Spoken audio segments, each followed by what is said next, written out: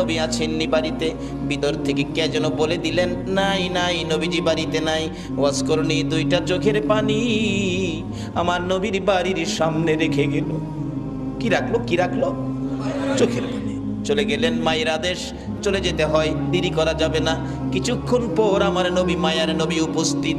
বাড়ির সামনে দাঁড়ায় নবী একটা চিৎকার মারছে, বাড়ি থেকে আসো গো, আমার ওয়াজ করনি বুঝি আসছিল।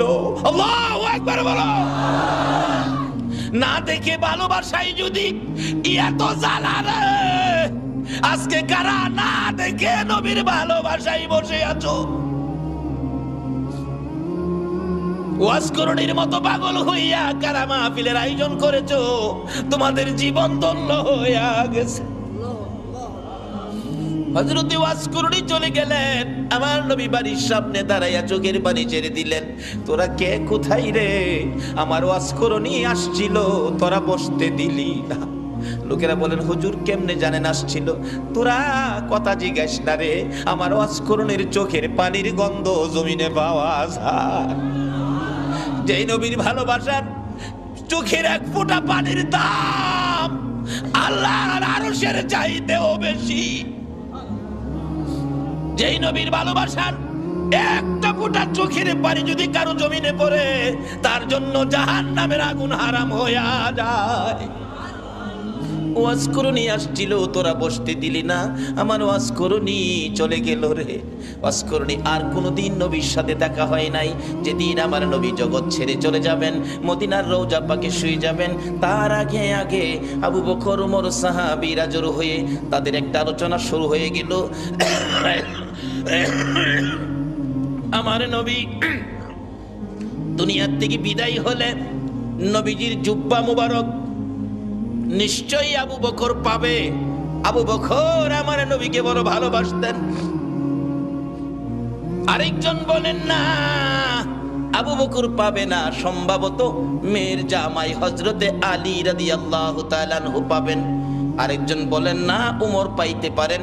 আরেকজন বলেন উসমান গনি বহু টাকা খরচ করেন, বহু দান করেন, নবীর ভালোবাসায় উসমান গনি পাবেন। এইভাবে আলোচনা শুরু হলে অনেকে মিলে আমার নবী উপস্থিত। কি নিয়ে তোমরা আলোচনা সমালোচনায় বসেছো? হুজুর ভাবতেছিলাম আপনার বিদায় পরে আপনার জুব্বা মুবারক ভাগি জানি কে হয়ে যায়। আমরা কেউ ভাবছি ওমর পাবে, কেউ ভাবছি আবু বকর পাবে, কেউ ভাবছে উসমান গনি পাবে, কেউ ভাবছে হযরত আলী পাবে। আমার নবী দুইটা চোখের পানি জর্জর করে ছেড়ে দিয়ে কান্দে, সাহাবীরা রে, আমার জুব্বা মুবারক তোমরা কেউ পাবি না, আমার জুব্বা পাবে আমার ওয়াজ করণী রে। সাহাবীরা একজন আরেকজনের দিকে তাকাই, এটা আবার কোন শব্দ নবীজি ব্যবহার করলেন? ওয়াজ করণী নামে কোনোদিন কাউরে আমরা দেখি নাই। কে সেই ব্যক্তি? জীবনে কোনোদিন আসতে দেখি নাই, আমাদের সাথেও দেখা হয় নাই। এটা কেমন পাগল রে, জীবনে দেখা নাই, জুব্বা পেয়ে গেল। আমার ওয়াজ করণী যদি নবীর ভালোবাসায় জীবনে দেখা নাই, নবীর জুব্বা পেতে পারে। আমার মন বলে আজকে যারা মিলাদুন নবীর আয়োজন করে এই নবীর ভালোবাসায় বসে আছো গো, আপনাদের সঙ্গে আমার নবীর স্বপ্নের দিদার হইয়া যাবে।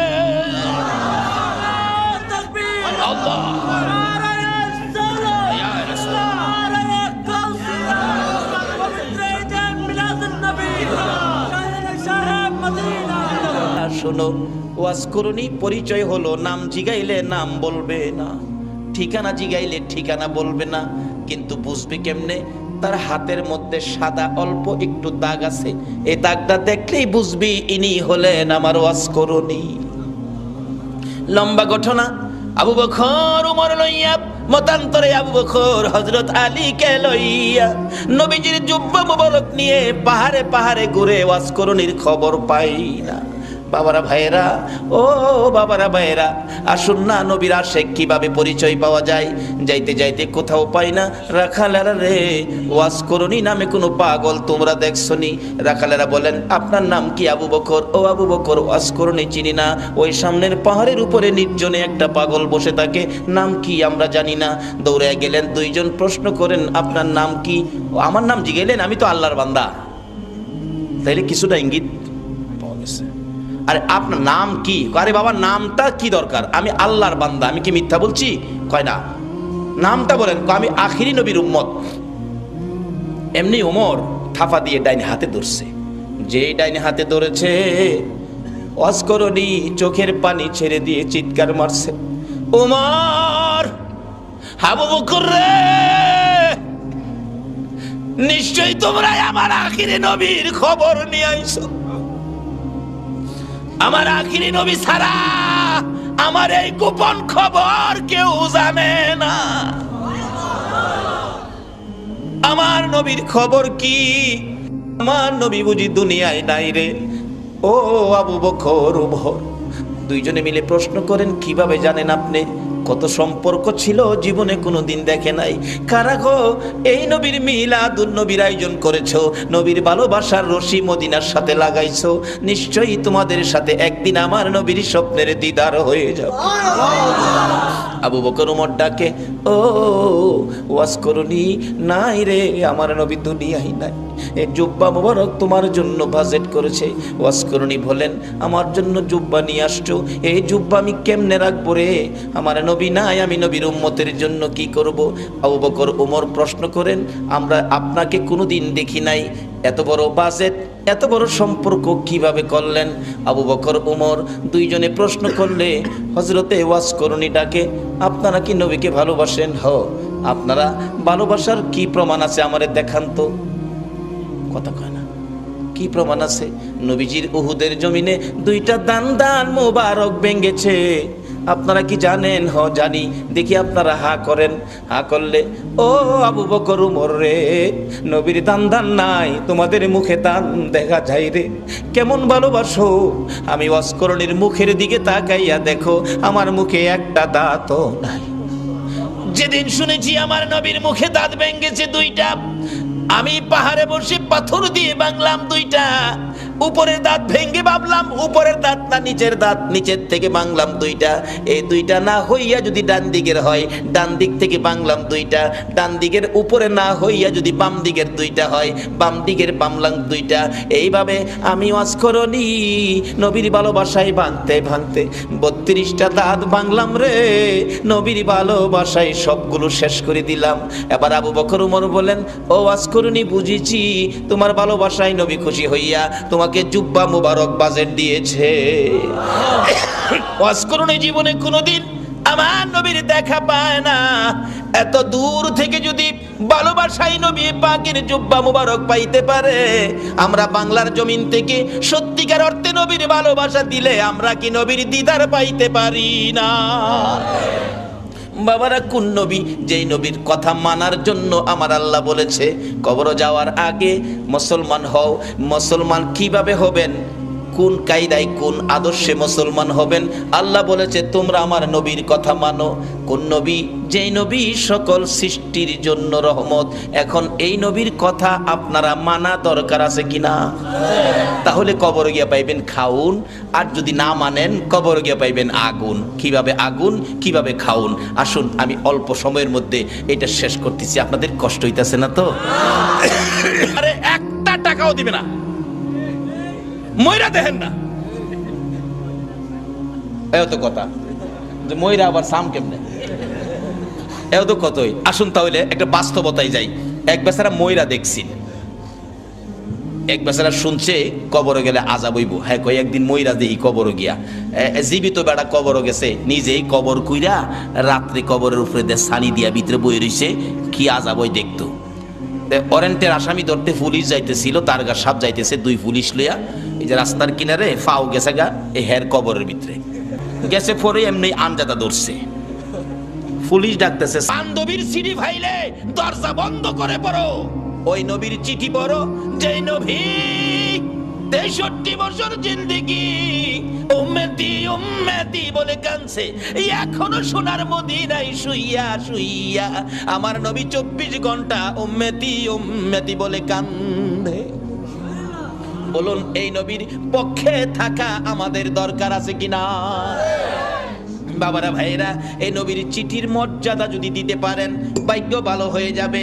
চিঠির মর্যাদা দিয়েছেন ওমরের জীবনী খুলুন, হযরত ওমর নবীর চিঠি নয়, নবীর আদরের নাতি ইমাম হুসাইন রাদিয়াল্লাহু তাআলা আনহুর চিঠির মর্যাদা দিয়ে ওমরের জীবন তো ধন্য হয়ে গেল। হুসাইনের চিঠির মর্যাদা দিয়ে যদি ওমরের জীবন ধন্য হয়, নবীর চিঠির মর্যাদা দিলে বলুন আমাদের জীবন ধন্য হবে কিনা? ওমর নবীর চিঠি নয়, আদরের নাতি হুসাইনের চিঠির মর্যাদা কিভাবে দিয়েছেন? হুসাইন, ওমর যখন মদিনার রাষ্ট্রপতি, হুসাইন এবং ওমরের ছেলে আব্দুল্লাহ দুইজন খেলাধুলা করতে যাইয়া এক পর্যায়ে হুসাইন বলে ফেললেন ওমরের ছেলেরে, গোলামের বাচ্চা গোলাম। আব্দুল্লাহ কয়, হুসাইন আমারে গোলামের বাচ্চা গোলাম কইছেন? বুঝছেন আমার বাবা রাষ্ট্রপতি, বাগেরে থাপ্পড় দেয়, চিনেন না আমার বাবারে?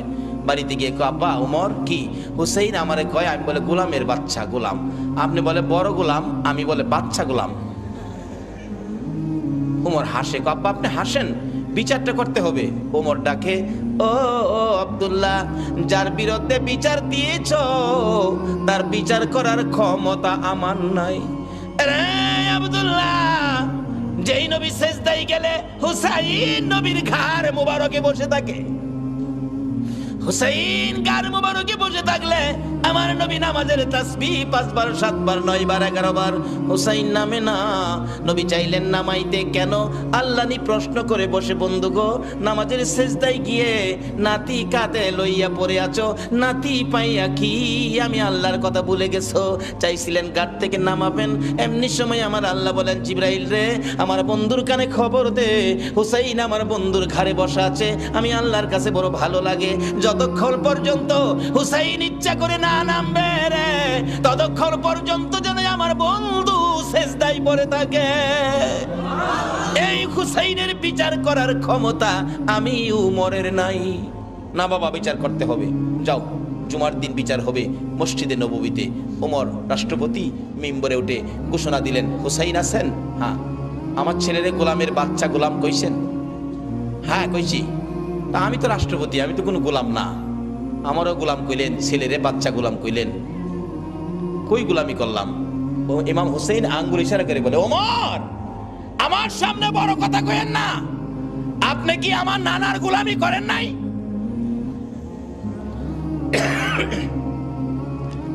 ওমর দুইটা চোখের পানি গাল বেয়ে বেয়ে জর্জর করে ছেড়ে দিলেন। মসজিদে নববীর মুসল্লিরা রে, তোমরা কি শুনেছো হুসাইন আমাকে কি বলছে? শুনেছি। আমি বলে নবীর গোলামি করেছি। হ্যাঁ। হুসাইন পারবেননি এই কথাটা কাগজে লিখে দিতে? পারবো। আমি দেখছি যেটা পারবো না। আমার নানার গোলামি করেছে ওমর, তাই ওমরের ছেলেরে গোলামের বাচ্চা গোলাম গালি দিলাম। ওমর এই চিঠিখানি হাতে লইয়া ডাকে, মসজিদের নববীর মুসল্লিরা রে, আমি নবীর গোলামি করেছি, প্রমাণ দিয়েছে ইমাম হুসাইন, আমি ওমর আর কোথাও কোনো ভয় করি না। ওমর বলেন, হুসাইন বলেছে আমি নবীর গোলামি করেছি আর আমি ভয় পাই না, নবীর গোলাম হইয়া কবরে যাব। ও মুসল্লিরা, আমি উমর যদি মৃত্যুবরণ করি, হুসাইনের চিঠির মর্যাদা দিলেন উমর, আমি উমর যদি মৃত্যুবরণ করি, আমার কাফনের ভিতরে ঢুকাইবার আগে হুসাইনের লেখা চিঠি রে, নবীর গোলামি করেছি, আমার হাতের মধ্যে দিয়ে আমার হাতটা কাফনের মধ্যে দিয়ে দিও। আমার আল্লাহ কই, উমর রে, আমার নবীর আদরের নাতি হুসাইনকে ভালোবাসা দিলে, আমার নবী মদিনার রওজাত থেকে বলুন এই ভালোবাসার খবর পাইছে কিনা? হুসাইনের চিঠির মর্যাদা দিয়ে ওমরের অবস্থা কি? ওমর রাষ্ট্রপতি, মসজিদে নববীর মধ্যে নামাজের ভিতরে ওমরের কলিজার মধ্যে ছুরির আঘাত করেছে, জামাতের মধ্যে ওমর ঢলে পড়ে গেছে, রক্তে মসজিদে নববী লাল লাল হয়ে গেছে, মুসল্লিদের পায়ের নিচে জামাতের মধ্যে রক্ত যাইতেছে, মুসল্লিরা নামাজের মধ্যে চিৎকার মারছে, কার রক্ত রে? মসজিদে নববী লাল হয়ে গেছে, ওমর ঢলে পড়ে আছে, ওমরের ছেলে ডাকতেছে, মুসল্লিরা গো, আমার বাবারে আঘাত করেছে কে জানি, দরজা বন্ধ করে দেন, প্রতিশোধ নিব, বিচার করব কোন মুনাফেক জানি আঘাত করেছে। ওমর ছোট্ট ছোট্ট সুরে ডাকে, ও বাবা আমার কাছে আসো, প্রতিশোধ নিবা, বিচার করবা আমাকে খুশি করার জন্য। হ বাবা, বাবা রে, বিচার করে প্রতিশোধ নিয়ে খুশি করতে পারবি না, আমাকে যদি খুশি করতে হয় আমি তো মরে যাব রে বাবা। একটা কথা শুনো। কি কথা? ছেলে, নবীজির রওজার পাশে আমার ভাই আবু বকর ঘুমাইছে, আর একটা জায়গা খালি আছে রে ছেলে, আমাকে যদি খুশি করতে হয় মা আয়েশা সিদ্দিকার কাছ থেকে অনুমতি নিয়ে আসো, আমি উমরকে নবীজির পাশে নিয়ে শোয়াইতে পারো। নবীর পাশে যদি আমারে শোয়াইতে পারো রে, আমি উমর খুশি হইয়া যাইব। অথচ তখনও তিনি রাষ্ট্রপতি, ইচ্ছে করলে গায়ের জোরে শুইতে পারতেন, কিন্তু ইসলাম কোনোদিন গায়ের জোর ব্যবহার করে না। নবীরে মানেন, সব বুঝে আসবে। দৌড়ে গেলেন উমরের ছেলে, মা আয়েশা সিদ্দিকা, আমার বাবাকে ছুরির আঘাত করেছে, বাবার মৃত্যু হয়ে যাবে, বাবা কাঁদতেছে, নবীজির রোজার পাশে একটু জায়গা এখানে শোয়ার জন্য অনুমতি দেবেন? মা আয়েশা ভাবতেছেন, ইচ্ছে ছিল আমি এখানে শুইব নবীজির পাশে, এক পাশে আমার বাবা আবু বকর, আরেক পাশে আমি শুইব। ওমর অনুমতি চাইলেন। কি বলবো? আচ্ছা আপনি এখন যান, আমি একটু পরামর্শ করি। ওমরের ছেলে চলে গেছে। বাবা অনুমতি হয় নাই, তুমি আবার যাও, আবার যাও। আবার আয়েশা দেখে মা আয়েশা সিদ্দিকা নবীজির রওজার পাশে দাঁড়িয়ে আছে, প্রশ্ন রাখতেছেন, নবী গো, ওমর আপনার পাশে শুইতে চাই, ইচ্ছে ছিল আমি আয়েশা আপনার পাশে শুইব। হুজুর বলুন কে আপনার পাশে শুইব? আমি আয়েশা না উমর? আমার নবী হুসাইনের চিঠির মর্যাদা দেওয়ার কারণে রোজার ভিতর থেকে নবী ডাকতেছে, রে আয়েশা, আয়েশা রে, আমার উমরকে আমার পাশে শোয়ার অনুমতি দে। নবী ডাইকা ডাইকা পাশের বিছানায় শোয়াইলেন। নবীর আদরের নাতি হুসাইনের চিঠির মর্যাদা দিলে নবী যদি ডাইকা ডাইকা পাশে শোয়াই গো, এই নবীর চিঠির মর্যাদা সরাসরি দিলে বলুন বিপদে পড়লে নবী আমাদের পাশে আসবে কিনা? বাবারা ভাইয়েরা, মরতে হবে, মরার আগে আসুন রাস্তাটা ক্লিয়ার করি। নবীর চিঠির মর্যাদা দেই। নবী বলেছে কাফা বিল মাউতি ওয়াইজান, একটা চিঠি হলো একটা ওয়াজ যথেষ্ট, মৃত্যুর কথা স্মরণ। আরেকটা চিঠি হলো আদ-দুনিয়া ও মাজরাতুল আখিরা, এই জগৎ থেকে আখিরাতের বাজার আমাদের করতে হবে, কিন্তু দুনিয়ার বাজার করলাম, আখিরাতের বাজার নাই। মরে দেখেন আপনার কিছুই দুনিয়ার সঙ্গী নাই। আরে মা বাবার কথা মতো যে জন চলে না, বলুন বলুন, মা বাবার কথা মতো যে জন চলে না, আল্লাহ নবীজির দয়া তারা পাবি না। হায়রে আল্লাহ নবীজির। মা বাবাকে দুঃখ দিলে নামাজ রোজা যাইবি ফলে, মা বাবাকে দুঃখ দিলে নামাজ রোজা যাইবি ফলে, মার কলি যায় আগা দিলে খোদা সহে না, মার কলি যায় আগা দিলে খোদা সহে না, আল্লাহ নবীজির দয়া তারা পাবি না। হায়রে আল্লাহ নবীজির। মা একটা চিৎকার মারছে, কবিরাজ আমি মা রাজি আছি। একজন শুধু রাজি হইছে, বলুন এই ব্যক্তিটা কে? জোরে বলুন কে? কোন মা রে? আমার নবী বলেছে এই মায়ের পায়ের নিচে তোমার জান্নাত। বাবারে, আর যাই করো না করো, মা বাবার মনে কষ্ট দিও না। মা বলেন কবিরাজ আমি রাজি আছি। কবিরাজ বলেন মা কেউ রাজি হলো না, আপনি কেন রাজি হলেন? মা দুঃখের কথাগুলো বুঝাইতে চাইতেছে, কবিরাজ রে, এই সন্তান যখন আমি মায়ের পেটে ছিল 10 মাস 10 দিন, কোন রাত সারা রাত আমি ঘুমাইতে পারি নাই, দাঁড়ায়া দাঁড়ায়া কাটাইছি। যেদিন বাবা দুনিয়ায় আসবে রে কবিরাজ, প্রথম দিনের ব্যথা সহ্য করেছি, কারো কাছে কই নাই। দ্বিতীয় দিনের ব্যথা জিহ্বা কামড়ায় সহ্য করেছি। তৃতীয় দিনের ব্যথা সহ্য করতে পারি নাই রে কবিরাজ, বেহুশ হয়ে গেছি। আমার শাশুড়ি মা দৌড়ায় আসছে, আমার বৌমার কি হলো? আশপাশি মুরব্বী মহিলাদেরকে দৌড়ায় জোর করেছে। মহিলারা বলছে ভয় পায়েন না, অন্য কিছু না, আপনার বৌমার সন্তানাদি হবে। তাহলে তোমরা আমার বৌমার মাথায় পানি দাও গো, আমার বৌমা বেহুশ হয়ে গেছে। এরা কবিরাজ বালতির পর বালতি পানি মাথায় দিয়ে জ্ঞান যখন ফিরলে রে কবিরাজ, এত ব্যথা সহ্য করতে পারি না। আমি মুরব্বী মহিলাদেরকে বলেছিলাম সন্তানের প্রসব এত ব্যথা আমি আগে জানি না গো মা। ও মুরব্বী মা মহিলারা, আমার একটা দাও দাও, নিজের গলা নিজে কাইটা মৃত্যুবরণ করি, সহ্য করতে পারি না। দেখলাম মহিলারা দাও জাতীয় সবগুলো জিনিস ঘরের বাইরে ফালাইয়া দরজা বন্ধ করে দিয়েছে। আবার বলেছিলাম মহিলারা গো, আমার 2 টাকার বিষ কিনা দাও গো, সন্তানের প্রসবের এত ব্যথা আমি আগে জানি না। কবিরাজ মহিলার আমার মাথায় হাত বুলাইয়া বুলাইয়া বলছে মা পাগলামি করিস না, সন্তানের প্রসব এই ব্যথার কষ্ট আমরাও করেছি, সন্তানের মা হইলে এই কষ্ট করতে হবে রে মা। আল্লাহরে ডাকো, আল্লাহ আল্লাহ করো। এক একটা ডাক মারতাম রে কবিরাজ, ব্যথায় সহ্য হইয়া আল্লাহ গো কইয়া। এই ডাকগুলি যখন শুনে আমার আল্লাহ আর সে বসে বাজেট দিয়ে দিলেন, ফেরেশতারা রে যেই মা প্রসব ব্যথার যন্ত্রণায় আমার আল্লাহ গো কইয়া ডাক মারে রে, এক একটা ডাকের বিনিময় এক একটা কবুল হজের নেকি আমি আল্লাহ দান করে দিলাম।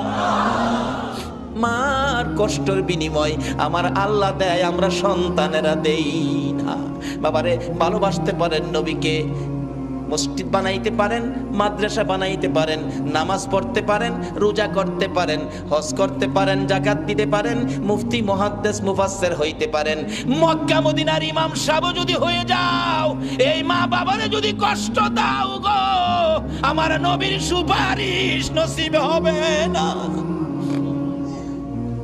নবীর ভালোবাসার সাথে এই সম্পদগুলো পরিষ্কার রাখুন, মা বাবার সাথে সম্পর্ক ভালো রাখুন।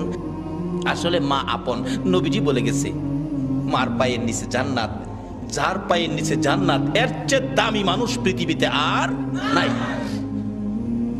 এই মার দাম নাই, এই মার ইজ্জত নাই, এই মার কদর নাই, এই মার সম্মান নাই।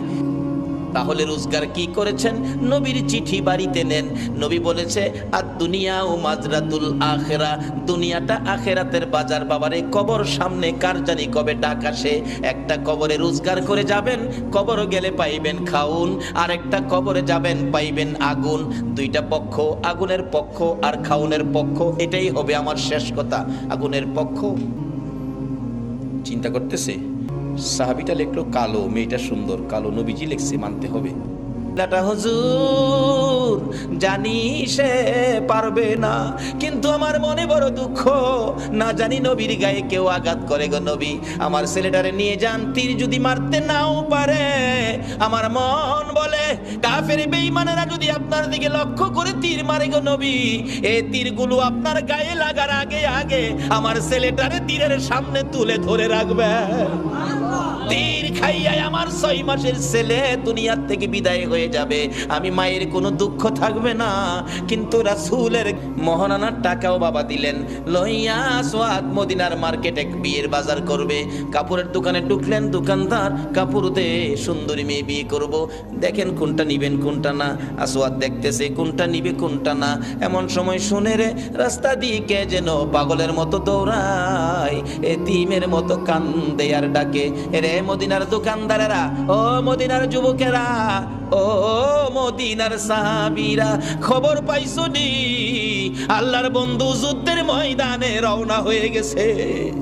এমনি সময় যুবকেরা দৌড়াইয়া বাড়িতে গিয়ে যুদ্ধের পোশাক পরে তরবারি হাতে মার পায়ে সালাম করতেছে, মা গো বিদায় দাও গো মা। নবী বলে যুদ্ধে গেছে, বিদায় দাও, দেখা হবে হাসরের ময়দানে। দোকানদাররা দোকান বন্ধ করতেছে, দোকানদারি করবে না। আসওয়াদ নিজেকে নিজে প্রশ্ন করে, ও আসওয়াদ, নবী বলে যুদ্ধে যাইতেছে, তুই কি এখন যুদ্ধের বাজার করবি না বিয়ের বাজার করবি? মন ফাইসালা দিলেন নবী যুদ্ধে যাবে, বিয়ের বাজার করব না। বিয়ের বাজারের সবগুলো টাকা লইয়া, নবীর ভালোবাসা কাকে কয়, একটা তরবারি বিয়ের বাজারের টাকা দিয়ে যুদ্ধের বাজার তরবারি কিনে নবীর পিছে পিছে দৌড়াইয়া যুদ্ধের ময়দানে যুদ্ধ করতে করতে হযরতে আসওয়াদ শহীদ হয়ে গেছে। যে যুদ্ধে ৭০ জন সাহাবা জীবন দিয়েছে, আমার নবী যুদ্ধ শেষে ডাকতেছেন, সাহাবীরা রে আমার শহীদদেরকে দাফন কর, গোসল দিস না রে, রক্ত মাখা জামা গুলো পাল্টাইস না, রক্ত মাখা জামা সহ দাফন করে দে। আমি নবী হাসরের ময়দানে আমার আল্লাহরে দেখাবো আমার উম্মতেরা কত পাগল ছিল। সেই নবীর ভালোবাসায় কারা বসে আছেন? আমার নবী দাফনের নির্দেশ দিলে ৬৯ জনকে রক্ত মাখা জামা কাপড় সহ দাফন করা হলো। ৭০-এর মাথায় তুরে পড়ে আছে হযরতে আসওয়াদ। নবী বলেন, সাহাবীরা রে আমার আসওয়াদ বিয়ে করতে গিয়েছিল, এই ময়দানে দেখা যায়। একজন বলেন, হুজুর আমি দেখেছি বিয়ের বাজারের টাকা দিয়ে আপনার কথা শুনে যুদ্ধের বাজার করে জীবন দিয়ে ফেলেছে। আমার নবী বলেন, কাছে যাইয়া দেখি নতুন তরবারিটা হাতে চিত হয়ে পড়ে আছে, জিহ্বাটা বাহির হয়ে কপালে লাইগা রইছে, কলিজাটা বাহির হইয়া থরথর করে কাঁপতেছে। আমার নবী ডাকে, আসওয়াদ রে, মদিনার হুর নিলি না, নবীর ভালোবাসায় জীবন দিলি রে, কলিজা দেখাইয়া বিদায় হইলি, মাবুদ আমার আসওয়াদ রে কি দিবা গো আল্লাহ। নবী বলেন, আমি কবরের পাশে দাঁড়িয়ে আছি, আসওয়াদের লাশটা ধরে ধরে নিয়ে আনতেছে কবরে দেওয়ার জন্য। নবীজি কবরের দিকে তাকাইয়া মুস্কি মুস্কি হাসতেছেন। সাহাবীরা বলেন, ইয়া রাসূলুল্লাহ, এই কবরের দিকে তাকাইয়া মুস্কি মুস্কি হাসেন কারণ কি? আমার নবী বলেন, সাহাবীরা রে, আমি যা দেখি তোমরা তা দেখো না, আমি যা জানি তোমরা তা জানো না। হুজুর কি দেখে হাসলেন আমরা জানতে চাই। আমার নবী ডাকে, সাহাবীরা রে, আমার আসওয়াদ মদিনার হুর ফালাইয়া আমি নবীর ভালোবাসায় বিয়ের বাজারের টাকা দিয়ে যুদ্ধের বাজার করে জীবন দিয়ে কবরে রওনা হয়েছে। আমি তার কবরের পাশে দাঁড়াইয়া দেখি রে, মদিনার হুরের পরিবর্তে রে আসওয়াদের কবরে জান্নাতের হুর পাঠাইয়া দিছে। একটা পক্ষ হলো জান্নাতে খাউন, কবরের মধ্যে জান্নাতের হুর, আর একটা পক্ষ হলো কবর আগুন। যেই পক্ষটা নবীর দুশ্মন এটার কবরে হবে আগুন, আর যেই পক্ষটা নবী ভালোবাসছে নবীর পক্ষে ছিল এই পক্ষটাই হবে জান্নাতের খাউন, আর কবরে হবে জান্নাতের হুর। বাবারা, কবরে যখন যাইতেই হবে এই পক্ষটা ধরুন, যেই পক্ষটাই কবরে গেলে, যেই নবীর ভালোবাসাই কবরে গেলে দুনিয়ার হুরের পরিবর্তে জান্নাতের হুর কবর আসে, সেই পক্ষটাই হলো মিলাদুন নবীর পক্ষ, সেই পক্ষটাই হলো ঈদে মিলাদুন নবীর পক্ষ, সেই পক্ষটা হলো এই নবীর ভালোবাসা, এই নবীর কথাগুলো মানা। আল্লাহ আমাদের সকলকে এই নবীকে ভালোবাসা, এই নবীর কথা মানার তৌফিক দান করুক। সকলে বলুন আমিন। আসুন দেখি কার ইমানি শক্তি কত। ওই নবীর উপর দুরূদ সালাম মদিনা পাঠাইতে আপনারা কে কে রাজি? আসুন নবীর উপর দুরূদ সালাম মদিনা পাঠাইয়া, নবী সালাম আলাইকা ইয়া রাসূল, সালাম আলাইকা ইয়া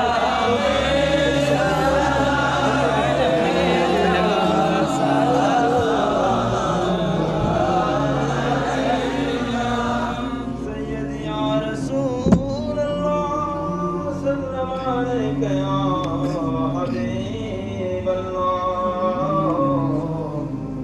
बहुतों का चमके सितारा, हाज़िरी का हो इशारा, देखे कर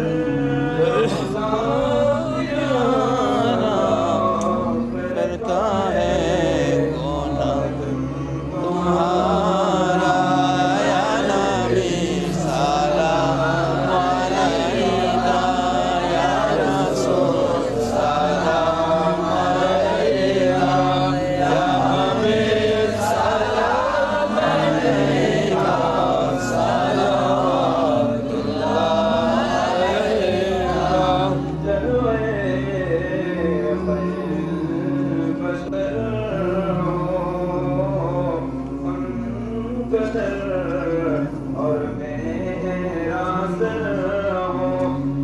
जहाँ से जब सफर हो सब जब दिल पर नजर हो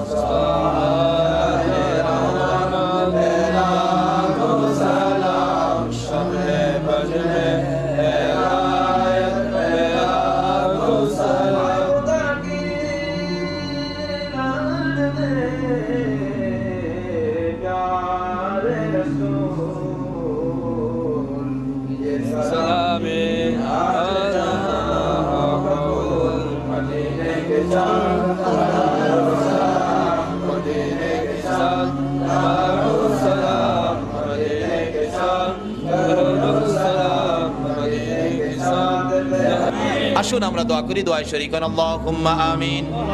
রব্বানা যালামনা আনফুসানা ওয়া ইল্লাম তাগফির লানা ওয়া তারহামনা লানাকুনান্না মিনাল খাসিরিন। রাব্বিরহামহুমা কামা রাব্বায়ানি সাগীরা। রব্বুল আলামিন জান্নাতের বাগানে বসে জান্নাতি মেহমান লইয়া তুমি যার প্রেমে সব বানাইছো, ওই নবীর আশেক পাগল লইয়া বাংলার জমিন থেকে দুরুদ ও সালাম মদিনা পাঠাইছি গো আল্লাহ। আমাদের দুরুদ ও সালাম গুলো পাখির মতো উড়াইয়া উড়াইয়া দয়ার নবী মায়ার নবীর রওজা আতহারে পৌঁছাইয়া দাও আল্লাহ গো। মিলাদুন নবীর উসিলাই, আজকের মাহফিলের উসিলাই, দুরুদ ও সালামের উসিলাই আমরা যারা হাত বানাইছি আমাদের তামাম জিন্দেগীর গুনাহগুলো ক্ষমা করে দাও। মাবুদ, জানি দুনিয়ায় থাকবো না, আমাদের আগে যারা আসছিল সবাই বিদায় হয়ে গেছে, কবে জানি আমরা বিদায় হয়ে যাই। জানি পৃথিবীতে থাকবো না, তারপরেও শয়তানের দোকাই পড়ে দুনিয়ার মায়ায় পড়ে যত গুনাহ করেছি সবগুলো গুনাহ এই মাহফিলের উসিলাই মাফ করে দাও আল্লাহ গো। মাফ যদি না করো, কবে জানি মৌতের চিঠি দিয়ে আজরাইল পাঠাইয়া দাও, কবে জানি কার বিছানা খালি হইয়া যায়, কবে জানি বড় বাড়ি বড় ঘর সুন্দর বিছানার থেকে চারজনে দৌড়ে দৌড়ে টাইনা টাইনা বাহির করবে। উঠানের কিনারে পর্দা টানাইয়া উত্তর দিকে মাথা দিয়ে শুয়াইয়া নাকে কানে তুলা লাগাইয়া রে পরিপাতার গরম পানির জীবনের শেষ গোসল করাবে। আদুরের সন্তানেরা বারিন্দায় দাঁড়ায়া দাঁড়ায়া ডাকবে, বাবা গো পর্দার ভিতরে কিসের গোসল করো গো বাবা। মা টাইনা টাইনা সন্তানের বুকে জড়াবে, আয় এতিম, এতিম রে আয় আমার বুকে আয়, তোর বাবা যেই গোসল করে রে, আজ থেকে তোমরা এতিম হইয়া গেছো।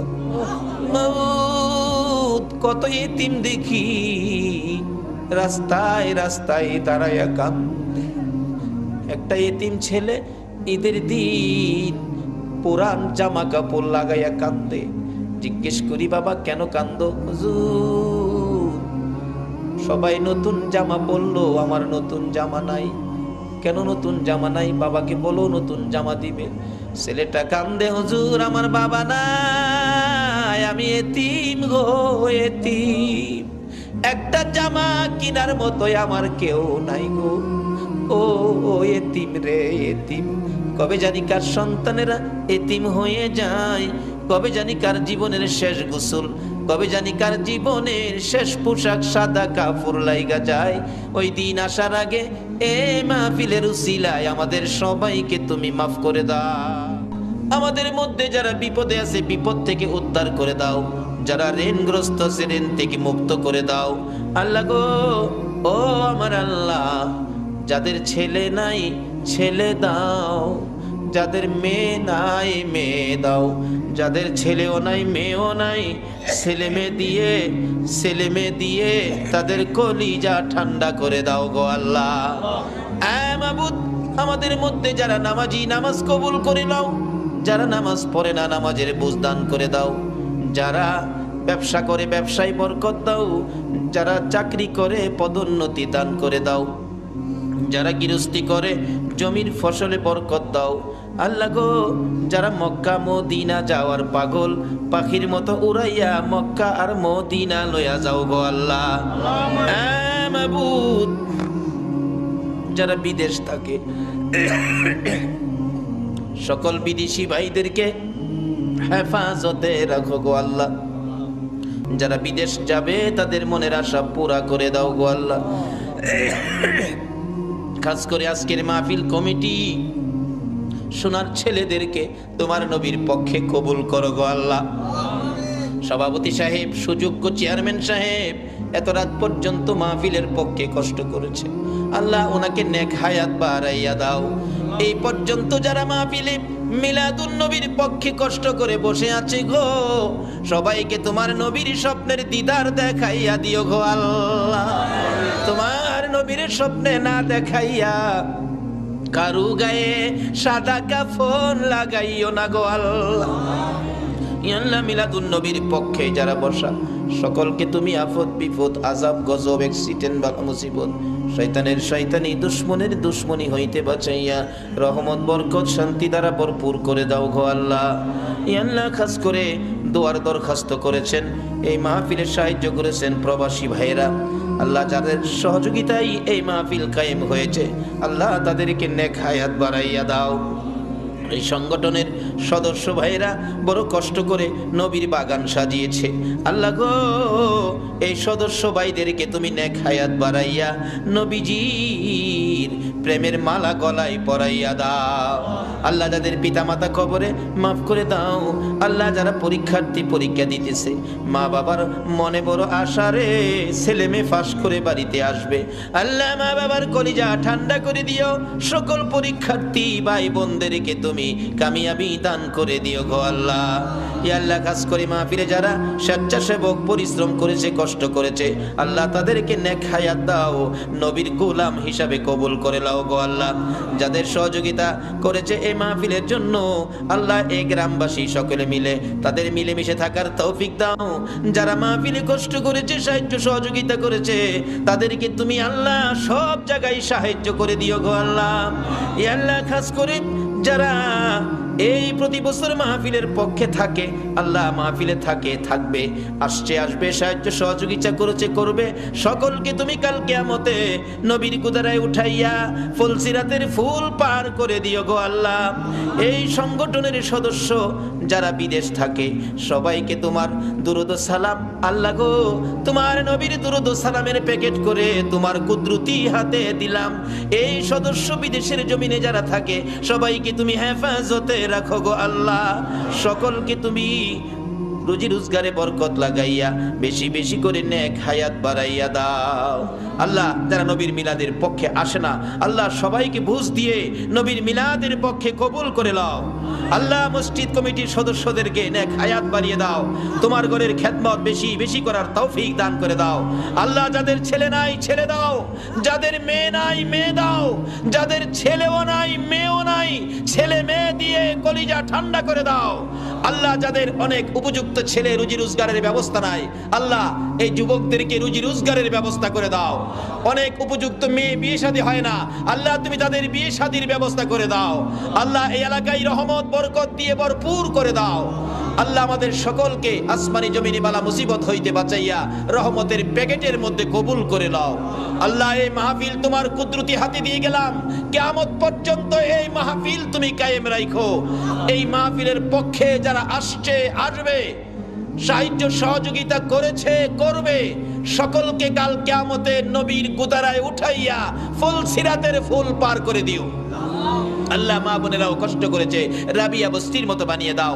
কাল কিয়ামতে খাতুনে জান্নাত ফাতেমাতুজ জাহরার সাথে হাসর নসিব করে দিও। আল্লাহ মাহফিল শেষে যারা যেখানে যাবে সহি সালামতে পৌঁছাইয়া দিও। সাল্লাল্লাহু তাআলা আলা খায়রি খালকিহি মুহাম্মাদি ওয়া আলা আলিহি ওয়া আসহাবিহি আজমাইন বিহাক্কি লা ইলাহা ইল্লাল্লাহু মুহাম্মাদুর। বাবারা আসুন না, বাজেট কি সামনে যাইতেছি। যেই ভাইয়েরা মাহফিলের আয়োজন করেছেন, যাদের আয়োজনে এত সহজে আমরা মাপ পেয়ে গেলাম, তাদের জন্য দোয়া করা আমাদের দরকার আছে কিনা?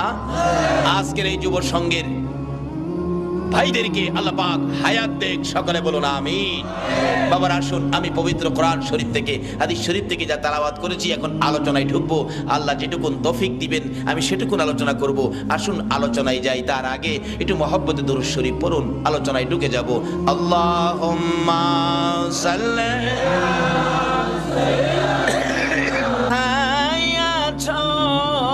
বুঝিনা তোমার মায়ায় কান্দে নবী, তোমার মায়ায় কান্দে নবী, শুয়ে সোনার মদিনা।